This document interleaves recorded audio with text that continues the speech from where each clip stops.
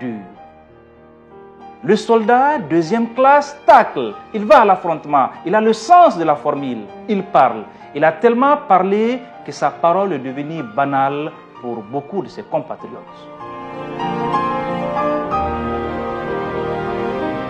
Il a oublié qu'il est le premier ministre du Mali et non d'un clan contre un autre.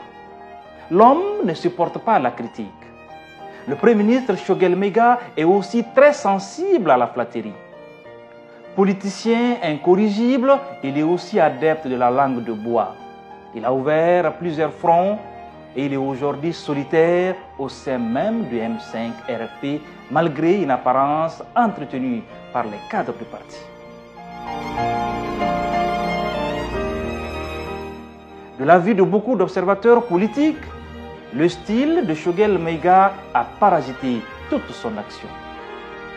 Dans le dossier des logements sociaux, il panique et essaye de se sauver comme il peut et abandonne en plein vol son ministre. Erreur ou amateurisme, le constat est là et bien là. Aujourd'hui, le gouvernement de transition est en perte de vitesse, sans souffle et sans perspective. Comme un gouvernement stagiaire, le Premier ministre gère les affaires courantes. Un gouvernement sérieux doit donner de l'horizon et de la visibilité.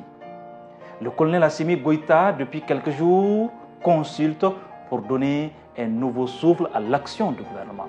Mais cela ne doit nullement être un partage de gâteaux.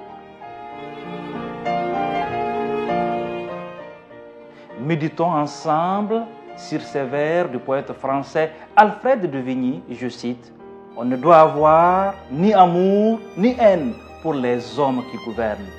On ne leur doit que les sentiments qu'on a pour son cocher. Il conduit bien ou il conduit mal, voilà tout. » Fin de citation. Gouvernance de rupture ou par l'exemple, le peuple malien avisera.